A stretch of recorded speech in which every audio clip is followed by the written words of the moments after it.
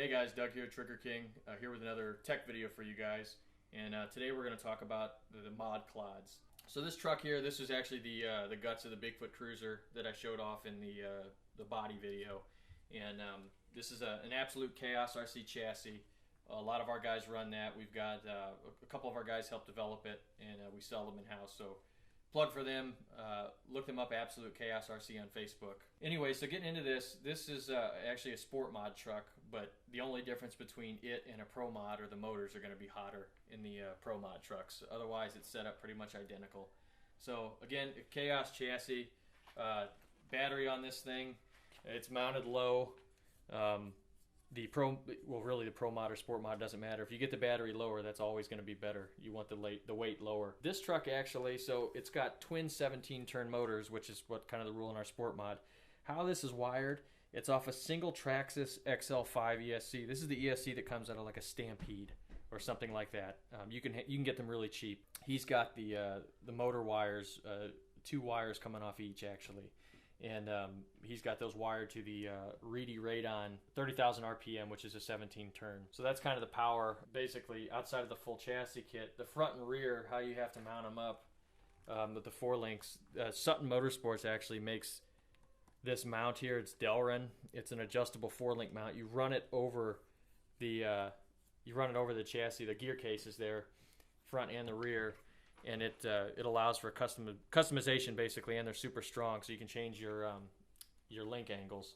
One of the other big things on this truck here, it has adjustable motor mounts. So what that allows, it's kind of tough to get in here to show you, but basically what it is, ThunderTech Racing makes these, but I know Sutton Motorsports is working on some, and you can get them from some others. One of the things that a stock clod, one of the problems is a stock clod does not have very much room in the gear case. And so, especially in our sport mod class, when the clod trucks are running against the axial stuff, one of the big disadvantages that they had when we started racing was the SMT10s. You've got a ton of gearing options because there's just a lot of room in the transmission. And I guess clod guys have been having this problem forever. So you can put in adjustable motor mounts, which allow for bigger pinions. I think this one has 16s in it, and Sutton Motorsports is working on some even bigger ones to allow like 19-tooth pinions. And that really negates a lot of the advantage the SMT10s have, as you can gear these things up, because especially in a spec class like our sport mod, which is probably our most competitive class, it's a war on gearing pretty much. Everyone is trying to gear their truck up as much as they can to get more speed out of it. And later this week I'm going to talk in an SMT10 video the problems of that when you start blowing ESCs, but that's racing, man. That's any kind of racing. If you want to win, you got to gear high. So anyways, one of the other things with these trucks, mod clod, is you might have seen the acronym BTA steering. Well, that just means behind the axle, and it's a setup. You could run it forward if you wanted, but the reason everyone uses BTA is it's safer that way. I mean, you guys have seen in a lot of the videos, of us, of some of the crazy abuse these things take. Well, the gear case is a heck of a lot tougher than your steering arm, and the steering arm goes right down to the servo, and many of us are running nice ESC or nice servos on these things so they can turn the big wheels, and it protects your servo. So behind the axle steering, that's what it means, BTA.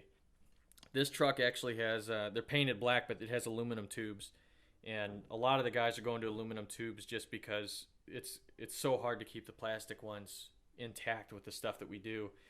And even if you have quick change tubes, it's still kind of a pain in the butt to change these out. It's not like on an axial truck. That's the other advantage, kind of with the axial trucks. They're easier to get in and work on in a jam. Like I know if I break a knuckle or something, I can do that quick. Clods are a little bit longer, so it makes more sense to have something aluminum like this, to where really the only weak point on this anymore is either the knuckle, which you can swap those out really quick, or the actual main gear case. And it's really rare that you're going to have a main gear case failure. Typically, if you've done that, it means you're in such a, you've hit something so hard, there's probably other stuff busted. So,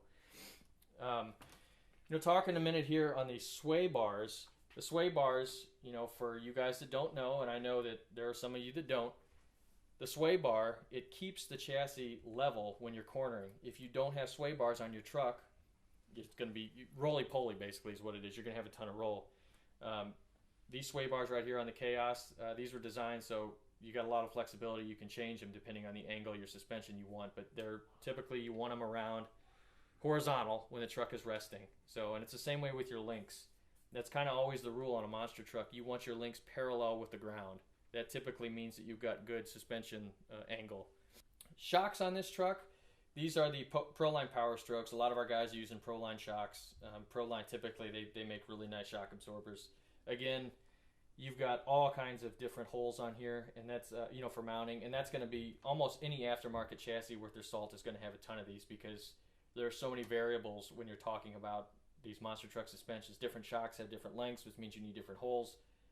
You might want different different angles at the bottom here. You can see these link bars here. Actually, you can change the angle of the shock at the bottom. So again, super customizable, and normally on your truck, you're going to have to play around with it to get what you like. There's really no set rule on these things, and you need to tinker around on whatever kind of truck, whatever kind of chassis you have to get what you want. So, all right, guys, and one last thing here before we end this. One of kind of the features on the Chaos chassis here, you see these body mounts. These are just regular Duratrack body posts, but some of the chassis have the horizontal mounts where you mount the body through the side.